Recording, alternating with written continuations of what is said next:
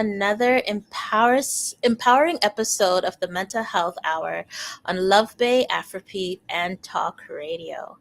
I'm your host, Felicia Fishoff, registered psychotherapist and founder of Rooted in Resilience Psychotherapy and Wellness, where we believe in nurturing resilience and warmth and safety one story at a time. October is Depression Awareness Month, and today's She Speaks segment dives into a topic that so many parents and caregivers quietly wrestle with: the comparison trap. Parenting beyond social media pressure. We live in a world where everyone's best moments are on display: the picture perfect family portraits, the coordinated outfits, and the endless reels of curated joy. But behind the screen, so many parents are carrying the silent weight of comparison, guilt, and self doubt. Joining me tonight to unpack this with honesty and heart is the amazing Cheyenne Scarlett, an early childhood education professor, certified childbirth educator, doula, and co founder of the Black Birth Project, a national nonprofit working to transform reproductive health care in Canada. Cheyenne is a passionate Black maternal health advocate and mother of five beautiful children. She brings both her lived experience and professional insight to this conversation tonight, reminding us that parenting isn't about perfection, it's about connection. That our children don't need a Pinterest perfect home, they need a present parent. So stay tuned as we talk about letting go of the pressure to perform and rediscovering the joy of parenting with authenticity and peace. And as always, a gentle reminder that the Mental Health Hour is for education and community discussion only. It does not replace therapy. So if you or someone you love is struggling, please reach out for professional support. You deserve care and compassion. Cheyenne, welcome. Hi, thanks so much for having me. Girl, it's my pleasure. And you said yes. I was so giddy on the inside because I think that you are so wonderful and you have so much to bring to our community tonight. So thank you so much for joining us. Thank you. I'm excited to be Um, here. yes, child, yes. So, tonight's topic, the comparison trap. Why does the Love Bay family, especially the parents out there that are listening across the globe, why do we need to hear this tonight? I think there is so much information everywhere Mm, all the time, yes. Mm-hmm. and sometimes it can be really difficult to know what is, useful, helpful. I've learned lots of parenting hacks Yep. online, but I've also seen a Yes. few things where I'm like, wait a second, that's not true, or some things that Mm-hmm. are completely harmful. So Mm-hmm. there's so much information. It's so difficult for us to really weed through it all. And I think Yes. it's okay to sometimes just put away the phone and go back to sort of what feels like the right thing to do. Absolutely. So, question: why do you feel like parents fall into this comparison trap? How do we get there? I think there's so many social media influencers that present Mm, this curated life, yeah. and not everybody knows that that life is curated. And then they begin to Yeah. compare themselves, thinking, oh, this person makes these beautiful lunches every day, and they sleep 8 hours a Mhm. night, and they do this and this and this. And, I have dirty dishes in my sink and I can't keep up, right? But you don't know that Mhm. behind the scenes, that influencer has a nanny and a chef and a cleaner doing all of those things that they're not doing so that they can create content, because content creators are, doing this as a full-time job. So they're not just parents, and they do Mm. outsource help. So you can't compare yourself on that level, right? It's sort of like professional basketball players to a regular basketball player. You don't have the same resources. Absolutely, absolutely. And I don't know, as a mom myself, I know that once I had that little baby in a basket and I heard my midwife say, now the real work starts, I was like, what? Yeah, well, right? pregnancy is a Yeah, lot of work, but it's very it passive work. is. You kind of just exist through it and you show up every Yeah. day. But parenting is very intentional. There's lots of choices to be made, lots of Hmm. decisions to be made throughout from from how they come into the world to how you plan to raise them and parent them and what you want them to be exposed to or not, and so many things. And it becomes overwhelming. Absolutely. Absolutely. Absolutely. You have this little being that's looking up at you and depending on you, and you're like, it's almost like a feeling of, wow, this is bigger than myself. Like there's Hmm. this little child that is like looking up to me. And I know personally just feeling like, oh my gosh, how did I get here? And so I could imagine how this imposter syndrome can creep in, and cause us to compare ourselves to that's the social media influencers or even other parents around us that we're like, wow, they just really have all of it together. you know Yeah, yeah. I think absolutely the imposter syndrome is huge. That, we need to remember that we can do a lot of things that are, good enough. We don't need to be perfect, right? Like sending your child with lunch every day is Yeah, the requirement. That's enough. It does not need to have these, beautiful cut stars, cucumber stars, and these little toothpicks and all the things. You can just yeah, send them food and that's enough, right? yeah, absolutely. I mean, the stars are cute, but really, at the end of the day, the kids take two bites. And then they're done. Exactly. And if that's something you want to do and you enjoy Yeah, doing, do it. yeah, But if it's something that absolutely. feels unsustainable for you, then don't do Hmm. it. Absolutely. So what is the goal when you think about parenthood, and if we're not striving for social media perfection, like what should we striving for in our experience of parenthood? I really feel like we need to just be focusing on just good child development in general, Mm, thinking about what infants and babies, toddlers need, children need to grow up well, mhm. is a responsive caregiver. And none of that comes with stuff, right? Yeah. It's not about buying the most expensive stroller or the I saw this morning on Amazon Mhm. $400 bottle washer. That is not going to make you a good parent, right? You Mhm. can if you want to, if you have the Yeah. means, but if you don't, that doesn't make you a bad parent, right? Yeah. Caring for your child, responding to them, engaging with them is what they need.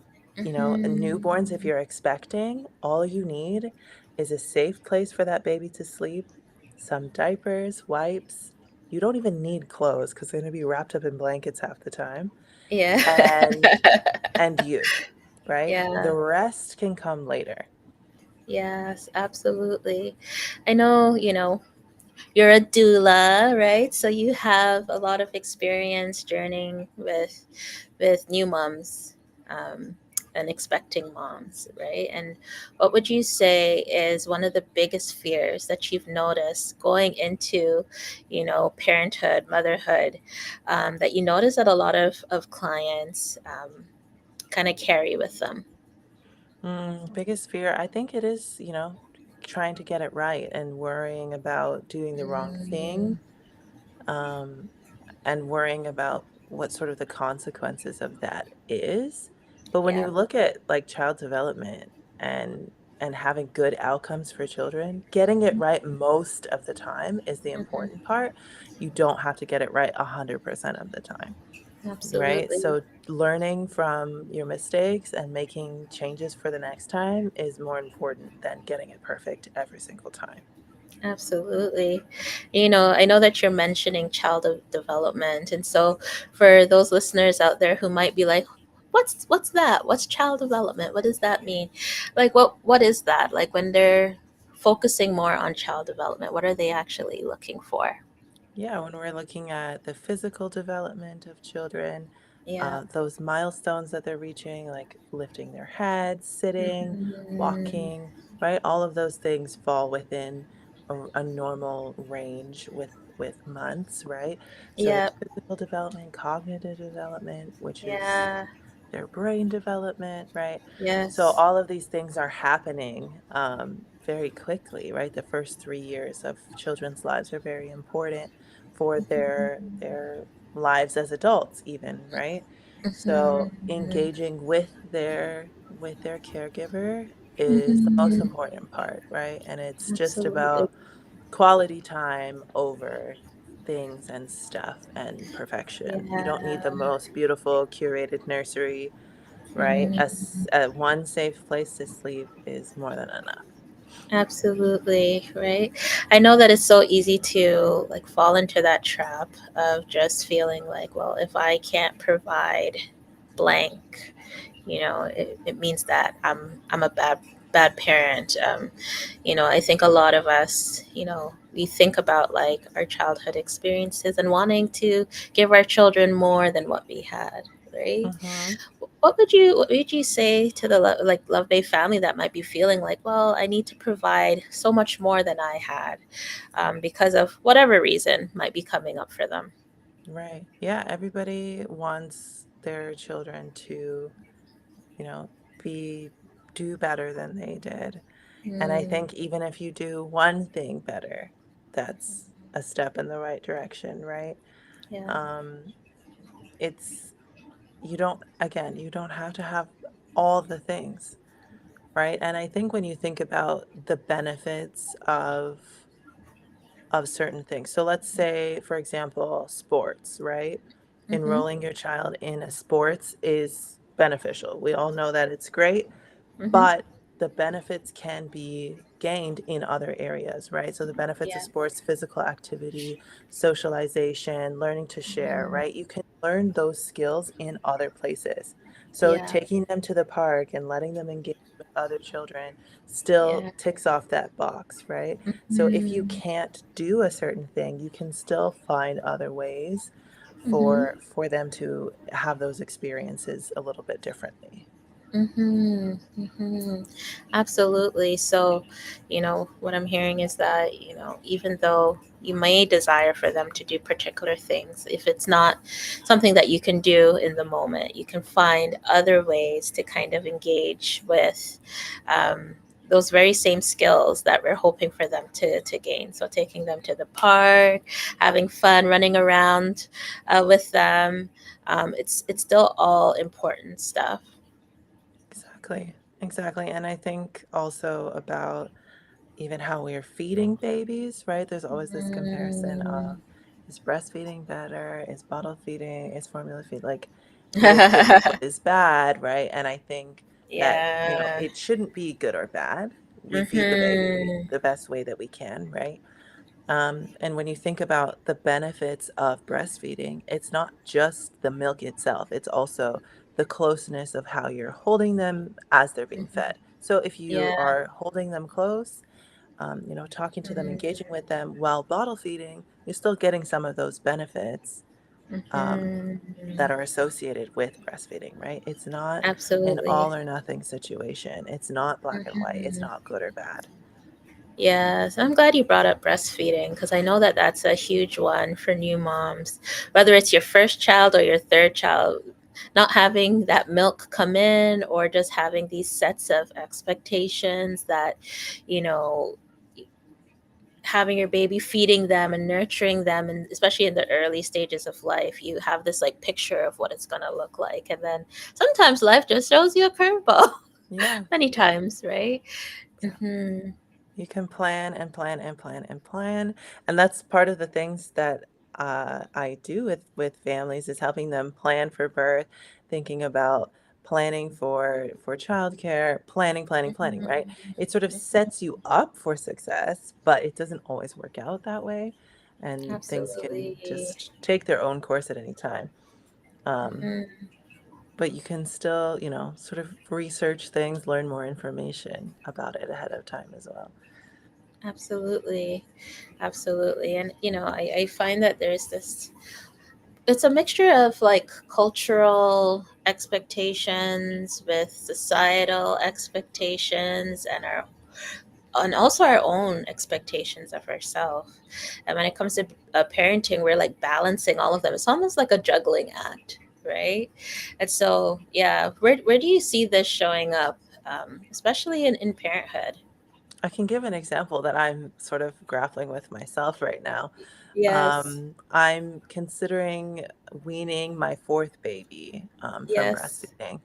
And I find myself comparing how many months I nursed the other three Uh huh. and if I should continue longer because it's not fair to her to have fewer months than them. Like, I don't even know if that Hmm. makes sense. I don't know if that's, truly, are they really going to come to me in their 20s and say, hey, this 2 months more of milk than I did? Yeah.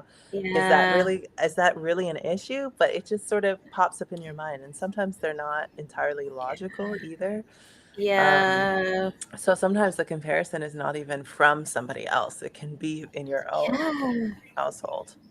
Absolutely. Absolutely. And girl, whatever works for you, just do it. Right. But I Exactly. understand that that internal pressure of like, well, will this impact my child in a particular way? Will they one day turn around and be like, how come I didn't get milk longer, mom? Yeah, Yeah, absolutely. I know. It's very funny. And you think, am I making the right decision? Yeah. Is this the best decision, not only for the child, but also for me? Because I think a Mhm. lot of the time, especially when people are struggling with breastfeeding, they're thinking, I hate Mhm. this. This is awful. This is not working for me. Mhm. But I want to continue for the baby. But when you Yeah. consider the quality of your own mental health, sometimes Mhm. the risks of your own mental health to the child outweigh the benefits of continuing to nurse. So you have to Yeah. consider what is really the best decision for the whole family and not just one Yeah. individual. Yeah. I think you need to talk a little bit more about that piece, right? Because I think, when you think about especially parenthood in the beginning, or like when you just had a newborn and your body is physically tired, you become emotionally drained and tired also, which I think we usually focus on that physical aspect, but there's a huge emotional piece that comes with that, right? Yeah, absolutely. I mean, the experience itself is a Mm-hmm. lot, and then Yeah. hormonally, everything is just up and down all around. Um, Yeah. I had a really awful sensory overload moment when I Yeah. could feel my organs falling back down after pregnancy. So when you're uh, pregnant, all your organs get real squished up in your ribs. And then yeah. after the baby is born, you have all this empty space, and I could feel my organs sort of dragging down my spine. And I had such an Mhm. awful, overwhelming crying breakdown one day. Of And it's course. just, my midwife had said to me, when the milk comes in, so do the tears. So you can expect those first few Yeah. days to just be a lot and be overwhelming. And I Yeah. think the important piece is that having a baby is a time of transition. It's a time of Mhm. change, and it takes time to adjust to that change, and that's Yeah. okay. But Mhm. when the adjustment is not happening and you become Mhm. in a state of struggle, and the stress is not just, uncomfortable, and Yeah. it's too much, and it's sort of a toxic stress situation, then Mhm. maybe some changes need to be made in visiting a healthcare provider, or Yeah. the dynamics of your household. Perhaps you're taking on too much and you need extra help, right? Mhm. Sometimes the your mental health is a physical chemical thing that needs medical support, and sometimes it's situational, Yeah. that Yeah. if you just had somebody to cook dinner or tidy up for you, Yeah. you could rest, you would be feeling Mhm. better. So you sort of have to assess Mhm. where that stress is coming from too. Absolutely. And I think that that's where you see, like, a lot of changes culturally, because I know for some culturally they'll have like a community around them that will allow the mom to rest and, heal and recover. But then, especially in our culture on this side of the globe, right? Like that's very rare. It's usually just the parents, and people will Yeah, visit from time to time, but it's not the same, right? it is. It is. The village is Hmm. not set up in the same way. I'm very lucky Yeah. to have Hmm. my parents, my husband's parents nearby. For a very Hmm. long time, my children were the only grandchildren, with lots Yes. of aunts and uncles, and we had lots of help. We have, friends and family to help. But for people who have just moved to a new country, for people who don't have good relationships with their families, or they just live far away, sometimes, the village is not there. And there's like a little Hmm. bit that you can do ahead of time to sort of set up good systems and routines and make sure that your freezer is, full of meals to make things a little bit easier. But you still Yeah, need connection and support with other people to sort of get through absolutely. that time. Hmm. And for those out there that are listening that don't have that support, right? How can they prevent from falling into this comparison trap, right? Because, like, you know, again, we set up these expectations for ourselves. We try to compare ourselves to other people in the way that their families look, and um, we might feel hesitant to either reach out for support, or just feel guilty altogether. I think we really have to spend a lot of time evaluating our own values and where they came from and why they're Mm-hmm. important. And if we really want to stick to it, then it won't Mm-hmm. feel like so much of a burden, right? Mm-hmm. Lots of times people, when I'm doing a birth plan with them, right, they'll come to me and say, I don't need to make a birth plan because I don't want an epidural, right? I'm just gonna Mm-hmm. show up and have a baby, right? Mm-hmm. Um, but there's more involved, right? And like we just said, the planning doesn't always go that way, right? And they say, Mm-hmm. I don't want an epidural because it's bad. And I say, Mm-hmm. okay, tell me more about that, right? And Mm-hmm. really at the end of the day, it ends up being that they think that it's this terrible intervention that is going to ruin their whole birth experience. But Mm-hmm. really, it's a tool that has Mm-hmm. saved a lot of lives, really saved and Mm-hmm. made a lot of birth experiences better. I've had 4 babies, 2 with an epidural, 2 without. I can tell Mm-hmm. you from experience, they're very, very different experiences, right?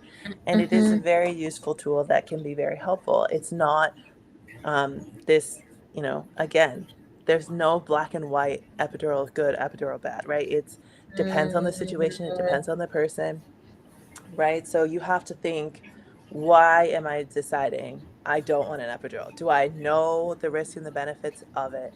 Or did I just hear on social media that somebody said don't do it because it was bad for Mm-hmm. them personally, right? Mm-hmm. Because when you go to look for, birth stories, you're going to hear the worst birth Everything. stories and the best. And 2 Yes. will involve an epidural, or the, thinking about a home birth. Um, someone will say that they had an awful Mm-hmm. experience, and someone will say that they had a lovely experience. Um, Mm-hmm. and on that note, I also think it's important to consider where in Mm-hmm. the world you live and how regulations or Mm-hmm. hospitals' practices differ. I Yes. find a lot that Canadians are consuming American content and Mm-hmm. they're finding out that, they'll say home birth is awful, it's dangerous. But in Mm-hmm. Canada, the the data does not show that. Midwives Mm-hmm. are trained differently here. Mm-hmm. The provincial governments would not be paying for people to have home births if they were dangerous, right? So in Right. the US, perhaps they are because of the system, but it's not Mm-hmm. inherently dangerous, right? So also Mm-hmm. when you're looking at this information, evaluating, does it really apply to my personal context? Right, right. So, making sure that you're cross-checking the data, that you're, not just blindly like watching and doom scrolling in the middle of the Yeah. night, Yeah. and taking in all of this content, both the happy stuff and the gloom. Even though I feel like the algorithm, once you get going on one streak, it likes to feed It you will a whole bunch continue. of stuff. Yeah, Absolutely. And that's the tough piece, is absolutely. that you don't know, you can't Google what you don't know the word for, right? So if you're trying to look for Mhm. different information, but you don't have those words, you might not be able to find it properly. Yeah. So how do people find it? That's the thing. I think that there's, I don't want to say social media is bad either, right? I'm all Yeah. about nuance. I love nuance, Yes. right? Mhm. It's good, it's bad. Um, Mhm. I think it's also important for us to talk to people that we know and Yeah. hear more about their lived experience, right? Talking to the Yeah. people in your family about their experiences is Mm. great. But then, you get granny telling you, make sure you give the baby lots of water, but that's outdated information now, right? Yeah. So sometimes you do have to take the information with a grain of salt too. Yes. Yes. Absolutely. I definitely know some of the outdated stuff that is out there, and I think usually when I have friends and family that are having, like, I know that they're having children, one of the best advice, I think it's the best advice, you could tell me if I'm wrong, Cheyenne, but it's like, just take all of the advice that you're getting in this season with a grain of salt, really, because there's people that are well-meaning, um, and but you don't get overwhelmed by it, just take what you can, and then the rest you just be open handed with it, because I don't know what it is. As soon as you get that bump going, everybody has a word of advice for you. Even when the baby is there, I was at the Yeah. store this afternoon and someone stopped me to Hmm. complain that my baby was not wearing socks. But like, she pulled them off herself, so I'm not gonna force her to wear the socks, right? So everyone is going to have an opinion. Like, if you breastfeed, someone is going Yeah. to say, "Oh, you're going to, spoil the baby. Hmm. No one else is going to feed them. You should give them a bottle," right? You give Hmm. them a bottle, someone else is going to say, "Oh, how could you do that? Why are you not breastfeeding?" Right? Hmm. And it goes on and on and on and on and on Hmm. until the end of time, until it's till that baby's turn to have their own child, like forever. Absolutely. Absolutely. Okay, I'm gonna ask a question. Okay, how do those parent groups, those mommy and me groups, right? How do we protect ourselves from falling into the comparison trap being in those environments? Because as supportive as it can be at times, sometimes you could feel the comparison. Oh, well, my baby has been crawling since 3 months, or Yeah, yeah. my baby's already potty trained. And what's funny is that I'm the mom with the baby that can do all the things. What? So- it's so bad. And I'm always telling other people, do not compare your baby to me, please. Stop doing it, right? So you can't see me, but I'm 6 feet tall. So my babies are all very tall. They're all very Mhm, big.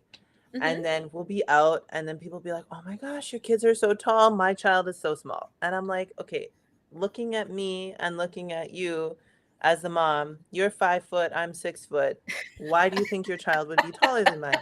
Like, this is just, don't compare. My child is not better or worse than yours for Yeah. being tall. They're just tall. That's just how it is, right?" Um, Mhm, and she's 12 months old. mhm, She's been walking for 2 months. She talks quite a lot. She sleeps mm, through the night. Like, I'm so lucky with her, but mhm. she has four other siblings to catch up to. She's running Yeah, after them. She sees absolutely. them. She's saying, "Okay, I gotta get up. I gotta go," right? And Yeah. if you have a child who is an only child who maybe doesn't spend much time with cousins, Mm-hmm. or out, right? If they don't see it, they're not doing it, right? And Yeah. the walking is not concerning until about 18 months. So Mm, if your child is 12, 13, 14, 15, 16, 17 months and not walking, it's not bad. It's totally within normal, right? So mm, comparing your 17-month-old to my 10-month-old walking is not helpful because they're both within normal. mm, So you also have to consider like the circumstances, the life circumstances of people, right? How much capacity do people have to be doing things? Like the example I gave absolutely. earlier about the influencers, right? They're paying Mm, people to clean the house. That's why their 100. house is clean. They didn't do it, 100%. 100%. right? Right? So take the nap. Yeah, absolutely. Yeah, absolutely. And it's yeah, it's so easy to spiral, and like we've been talking about, like compare ourselves to other people and the decisions, like you talked about the decisions that we have to make as parents. And there's so many decisions from the time you're in the hospital, like what's their name, and you're like, oh, I have to pick one now, like Yeah. there's And there's it better all of be good because they have to have keep it for their whole life. oh, like and you're like, well, I guess you feel like a John, or Yeah. you feel like right? And so there's all these decisions, like, do I stay at home with my child until a certain amount of time?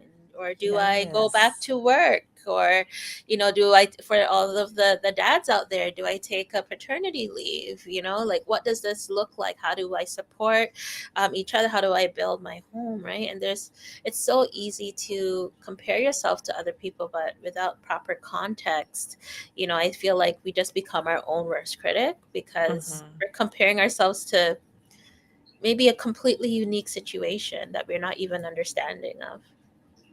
Yeah, absolutely.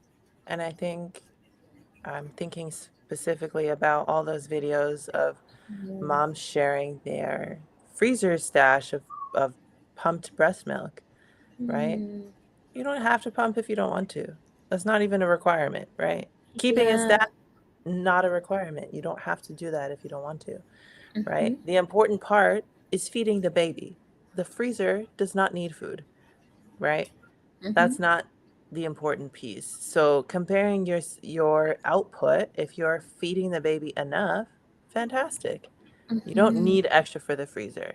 And if you're not feeding enough, you can supplement with formula and that's still okay, right? It doesn't have to be all or nothing, right? We don't Absolutely. have to say, "Oh, they have X amount of ounces and I only have this."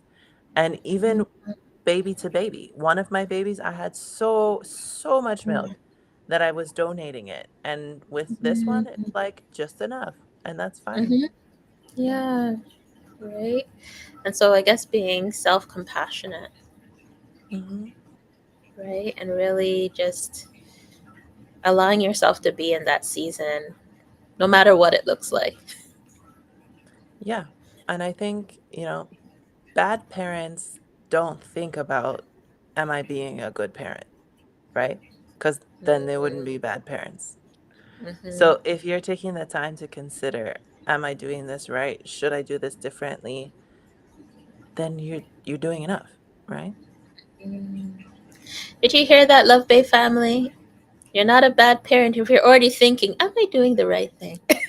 Mm-hmm. Right?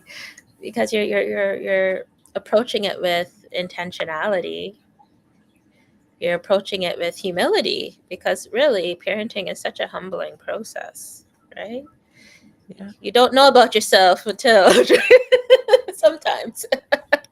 No, it's true. You don't really it's sort of like when you don't know information, truly know it until you can explain it to somebody else. So Yeah. when you're parenting, you're sharing your values and what you're Mm-hmm. prioritizing, and you have to really know it to be able to communicate it and practice that with your children. Mm-hmm.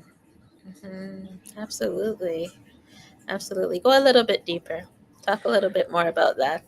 Yeah, I'm just, you really consider what is important to me, what views do I want my children to have, um, what social,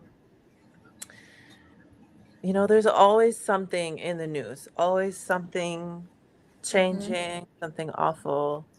And Yeah. you think, okay, how do I want my children to think about this event? And how Hmm. what type of person do I want them to be in the future when they are encountering these things? Yeah. And how do you create that person, Mm-hmm. right? How do you instill values? For me, it's, of humility and social justice and caring Hmm. for people who need help, right? Yeah. So whether that's, being religious to you, Hmm. or being a community helper, or whatever those values are, how do Hmm. you create that person? How do people end up how they are, right? Hmm. Hmm. Yeah, and I mean, again, I think that that's a part of, I guess a part of the reflective work that you have to do as a parent, like that internalized work of just really sitting down with yourself and reflecting on, okay, so what is important in my family system? Like what legacy do I want to bring forward? What are some things that I may have experienced in my own family that I don't want to recreate, and how do I do it differently, right? And that takes a bit of intentionality, right? And it's the same like if you do have like a partner, right? Like Yeah. it's two people's family systems that are coming together, and both of you coming together and talking about, well, this is what we experienced in ours, so now how do we recreate something for this our children, right, or our child, in a way that we envision it to look like. Yeah, it takes a lot of communication, which is not always easy for people, right? To Yeah. sit down and have a conversation with your partner and say, I feel this way, I want to make this change. It's Mm-hmm. difficult, right? It's not as simple as Yeah. that. And it takes Mhm. time to be vulnerable with your partner, and even talking about your childhood and connecting, and then it takes time to do the work of, this is a trait that I have, or this is a way that I was raised that I want to not do, right? Like, let's say, for example, it's, I don't want to spank my children, right? Mhm. But what is the other option? How do I get children to do what I want them to do? How do I make sure Mhm. that they're not, climbing the walls when the Mhm. only strategy I know is spanking, right? And then it Mhm. takes time to do the research of, how do we Mhm. parent in a productive way? How do we communicate with children? What is developmentally appropriate for their age? How do I Mhm. talk to a 2-year-old versus a 4-year-old versus an 8-year-old? What can I expect of them? Right. And it's Mhm. a lot of information, and it's a lot of work, and it takes time, but just trying to do the best thing and then learning what works and what doesn't work and trying something new the next time is enough. Mhm. Absolutely. I'm glad you brought up the whole talk of spanking, because I think that that is one of the things that you'll see a lot of on like social media, right? Like maybe like a child is being disrespectful or they're wiling out. And you just see the comments going like, oh, I know what I would Yeah. do to this I'm too child. black for this. I could never. Yeah, I know. Right, and then I'm sure fears start like popping up like, oh well, if I don't spank my child, is my kid gonna turn out like this, right? Yeah, And so then there's that comparison trap, right? It's so subtle, but and it comes up in these nuanced ways, and then it battles with maybe some of our cultural upbringings and stuff like that, and then we have to really stand firm in our values and what we're wanting for our kids. exactly. And then once you feel firm in that, then continuously combating everyone who opposes you. Yes, yes. And what happens when, and from your experience with new parents, what happens when two people don't agree on the same thing?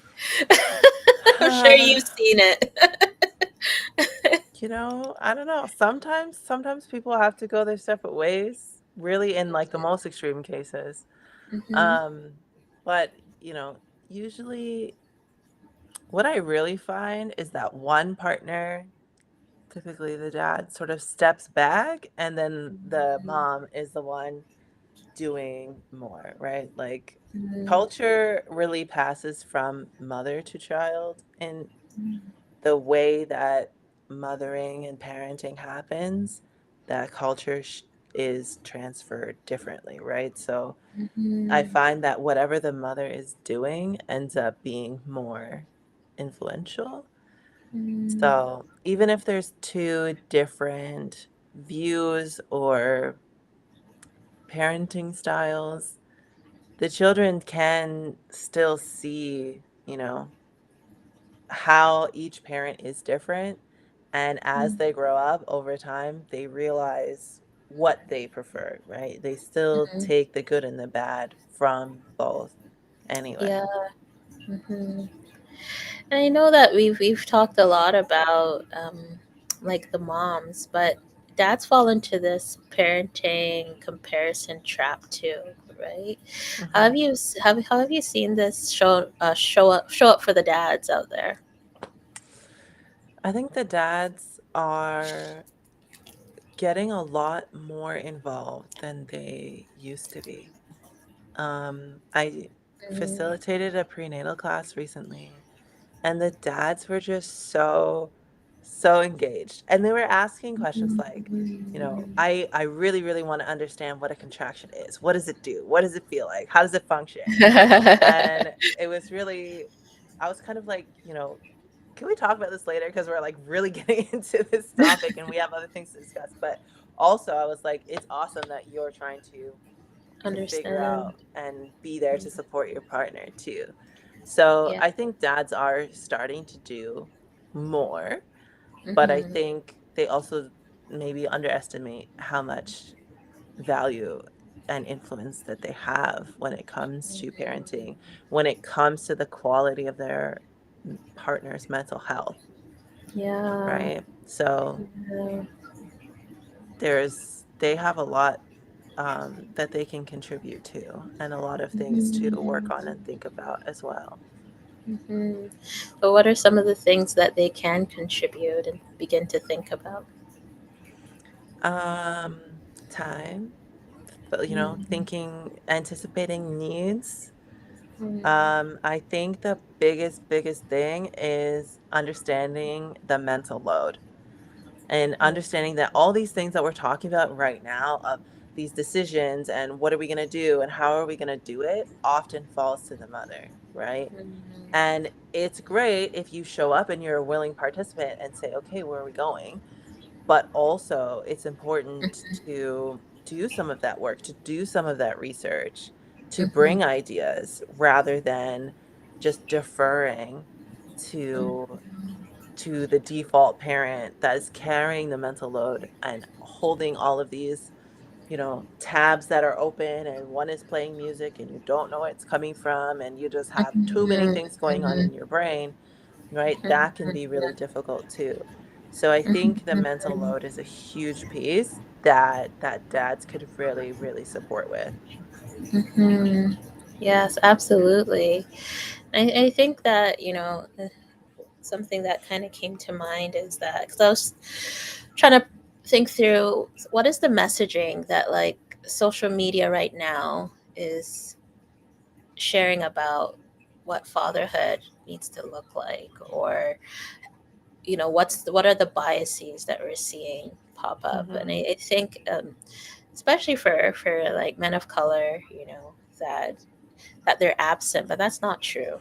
No, They're statistically there. not true at all. They're Yeah. there. So brothers, we see you. Yeah. Mm. Yeah. No, Yeah. absolutely not true. Mm. Um, And I think, I see skits all the time of, Yeah. "Oh, can you babysit the children?" or whatever. "I can't go out because I'm babysitting the children." So even some of the words that we're using, you can't Yeah. babysit your own children. Yeah. You're parenting, Yeah. right? So even just the words that we're using are really shifting.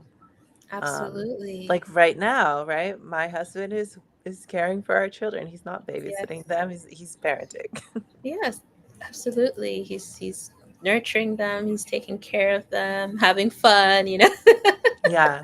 Yeah. Absolutely. Right. And so, I know that perhaps one of the fears is, am I going to be present? And really, if you're intentional, you're going to be present. You're pretty sure if you're asking that question, you probably are present, right? But yeah, I think definitely like asking your partner questions and making sure you both are on the same page, and then encouraging each other. I think there's such power in validating each other, especially in a relationship and as new parents, because the imposter syndrome goes for both sides, really. Yeah, I think so. I think so. And I think, Yeah. women talk more. Um, Hmm. we would probably have this chat offline just Yeah. by happenstance anyway, A- absolutely. but I don't think men are as willing to discuss things so deeply, and they are more Mm, internal processors, and they think a lot about, what was my father like and what kind of father do I want to be, but those conversations might not leave their heads as often. So I yeah. think connecting and talking, right? We do so much work in silos, right? And if we don't Yeah. connect and share, we don't go very far because there's Yeah. no new ideas and bouncing off others and Hmm. doing more, right? Yeah, absolutely. So just making sure that we're opening up dialogue with each other so that, you know, you guys could sprinkle a little encouragement, especially on those sleepless nights, when you really don't know what to do. Yeah, I sleep is huge. Sleep is important. Like Yeah. if you have dirty dishes in the sink and Mm, you're tired, leave them and yeah. go sleep. It's so important to sleep. And I Yes. think you have to work with your partner to figure out a system that Hmm. makes sense for you, right? Some people like the night shift situation, Hmm. where you do half the night when you have a newborn. Hmm. For us, though, it just worked that I did the nighttime, Hmm. and then I could sleep in the day, right? So there's Yeah. no right or wrong way either. It really Yeah. just makes sense for whatever makes sense for your personal family. Absolutely. And sometimes it takes a bit of trial and error to kind of figure out what actually does work. Yes. And and what works with baby one may not work with baby two No. or three or four. Absolutely. Absolutely. And like even as you talk about like having like multiple children, right? When you go from one to multiple, it shifts a dynamic, right? And then again, at least I found when I went from one to two, I was like, oh my, I have two of them now. Like how both of them are crying at the same time, and then that imposter syndrome comes up again, right? Yeah. I think that's a good example as well. I think like Mhm. age gaps matter a lot. Mhm. Um, when I meet new people and they're like, "Oh my God, you have 5 kids!" Like that's, Yeah. how are you not losing your mind? And I'm not losing my mind because their age ranges from 1 to 17. Right? I don't Mm. If I had 5 under 5, absolutely I'd be lost. No chance. No way. Yeah. People who have 2 under 2, no way. Wait, It's did you just so say you have a much. 17-year-old? Yeah, so we're a blended Whoa, family. My husband girl. had one child, I had Yeah. one, and we have 3 Yes. together. So we have Okay, 2 great. already. Yeah. Okay. So we have a different dynamic. Yeah. Where yes, we have 5 children, but we don't always have 5 children in the house. Yes. Right? And for me personally, the needs of my 1-year-old, Yeah. waking me up in the middle of the night and changing Yeah. diapers and washing bottles are very different than the needs of my 12-year-old Yeah. who, I can just shoot her a text if I have a Yeah. question. So the way that you are parenting, the way that um, it is Mhm. tiring changes over time as well. Mhm. So, but what I was saying, like when you have young children, it's very Yeah. different than when they're Absolutely. older. Absolutely. And I think again that's where the comparison comes in, right? So you'll Yeah. hear like, "Oh, someone has like you have 5 children. Oh my goodness, she must be and you are an amazing mom, right?" But then maybe someone else has 5 under 5 and you're like, "Oh my gosh, 5 under 5?" And Yeah, yes, it's the same number, but it's a different experience because, absolutely. yeah. uh, Completely different. Completely different. If you Yeah. have 5 under 5 and all five live with you all the time, and you don't have grandparents nearby, that's literally the opposite of what I have, right? So Yeah. that support, your resources, your like Mhm. emotional capacity, Mhm. completely different, right? Yeah. I also have access to childcare right now. I, Mhm. as a professor, teach for 3 hours and go home, Mhm. and I get the rest of Yeah. the day to do the things I need to do, right? Yeah. If I was working when I was working from home over the summer, that was Yeah. rough, and I could not do that consistently, right? So Yeah. people don't all have access to the same resources. We do not all have the same 24 hours in a day. Absolutely. Absolutely. And it looks so different. And, you know, I, I would love for us to talk a little bit about just even like the postpartum, because I feel like that is one thing that is quite common that, a lot of people experience. And, it's so easy to compare yourself if you feel like, oh, well, why am I depressed after I have a baby, and it must Mhm. mean that I'm not blank, or I'm not good enough, or and Yeah. so what would you say to maybe some, like, you know moms with young children? It could be their first child, or even maybe child 3, right? But they're experiencing some emotions of guilt that is coming up because maybe they are just too exhausted, and or maybe they are feeling those emotions and they're feeling bad about themselves. Hmm. I think all postpartum mental health is so complex. Mm, Like I said, right? Is it a physical, hormonal, chemical thing going on that you need medical help with? Is mm, it circumstantial that, this transition is just really hard and you don't have support? Or is it a mental health condition that you already had that is really just showing right now because you're experiencing hardship? Um, and I mhm, also feel like the way that we talk about postpartum mental health is really important. A lot of people will say, I have postpartum or I had postpartum, but postpartum is a mhm. state of being. Postpartum means after birth. So anyone who has had a baby is postpartum forever.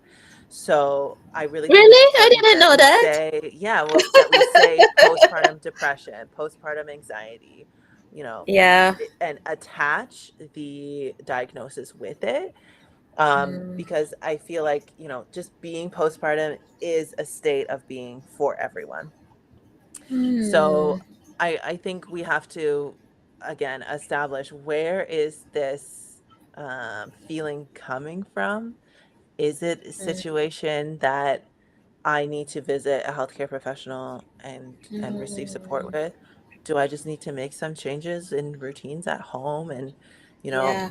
getting out the door in the morning when you have a newborn Mhm. and three other children to get out the door is not a fun experience, I will say, and it's not a good way to start your day. Yeah. But if you have good routines in place, if you have good systems, and the children are able to dress themselves and Mhm, you're able to teach mhm, independence, like it gets easier, it gets better, right? And that time of transition is just hard. But mm. if everything is awful all the time, then that's a different, like, conversation, right? So Mm-hmm. again, I think thinking about, why am I feeling that I have to be perfect? Where is this coming from? Is this from social media? Is this because whoever's, page looks so beautiful and I'm not doing that? Or is it Mm-hmm. something, in your own childhood? Were you allowed to rest as a child? Were you allowed to just sit? Or every time your parent walked in the room, they said, "Why are you doing nothing? Get up and do something." Right? Uh-huh. Are you allowing yourself to take a breath, or is that just a thought in the back of your mind, right? So really thinking about, why am I thinking the things that I am? Where is that coming from? And do I Mm-hmm. need to shift something, whether that be my Absolutely. physical routine in life or my thought process? Absolutely. And I think that that's so key, right? Again, that inner voice that's like, gotta get up.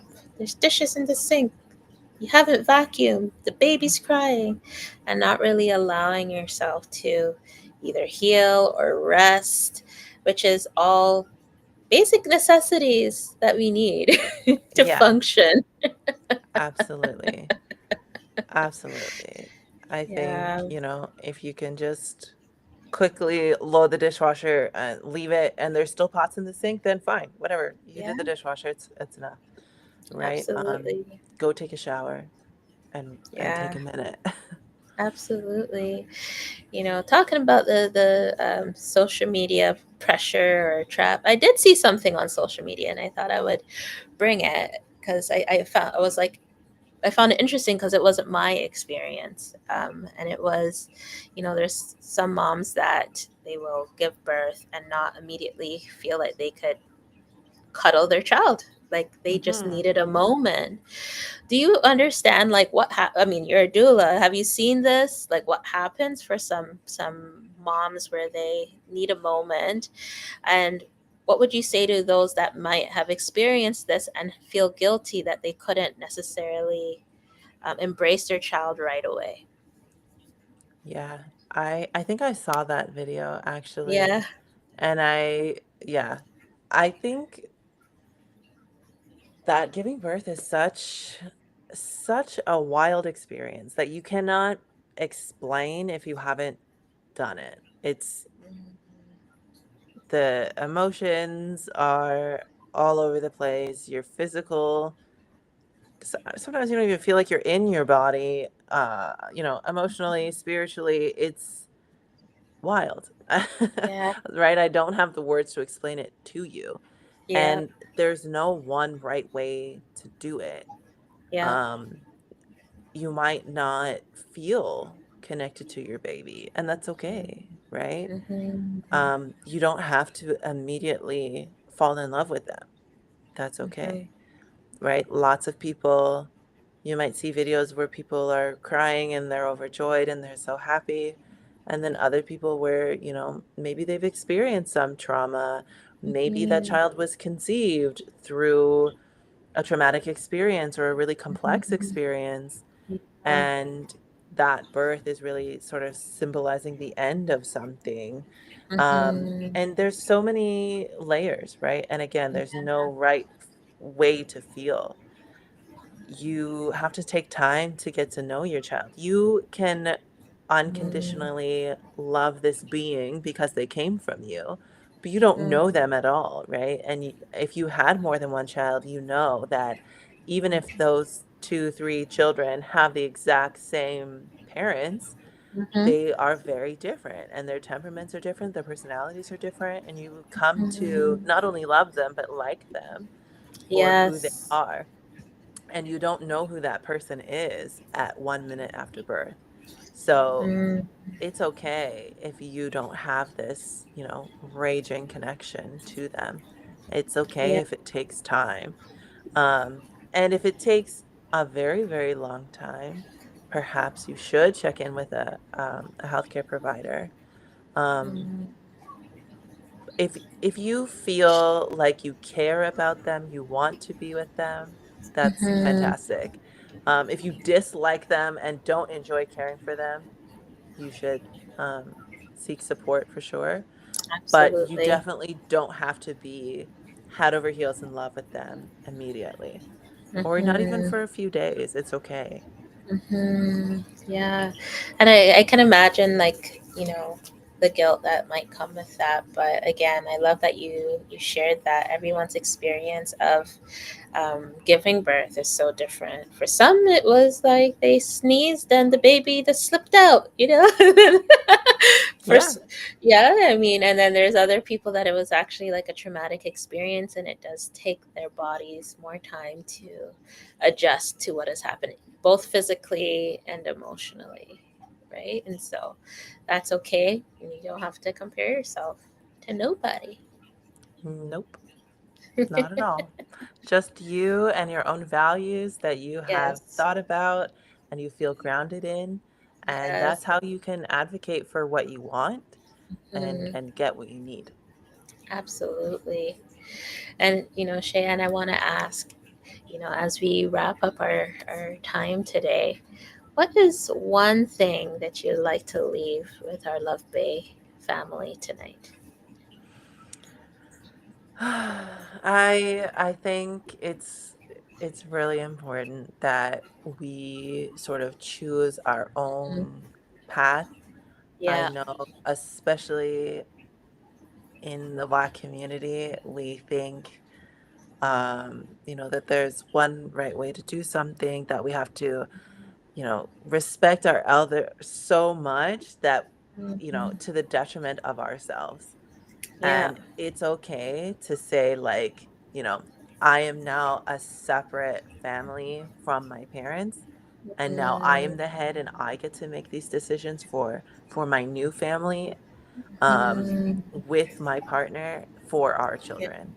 And I Hmm. think that we can do that in a respectful way, and I hope that the older generations see that as, Mm, a good thing, as trailblazing, and not as disrespect. mhm. But there are new ways to do things, Yeah, and we need to sort of trust that we can do them. absolutely. And so there you have it, Love Bay family, the comparison trap. Parenting beyond social media pressure. So, as we wrap up tonight's She Speaks episode of the Mental Health Hour, I want to thank my special guest, Cheyenne Scarlett, for sharing her wisdom and reminding us that there's no single right way to parent, just one that's rooted in love, grace, and truth. And so, in honor of Depression Awareness Month, let this conversation remind you that behind every strong parent, professional, and woman, there's a human being that is just doing her best, and that is enough. And if tonight's discussion resonated with you, we encourage you to check in with yourself, reach out for support if you need it, and keep choosing rest and compassion over comparison.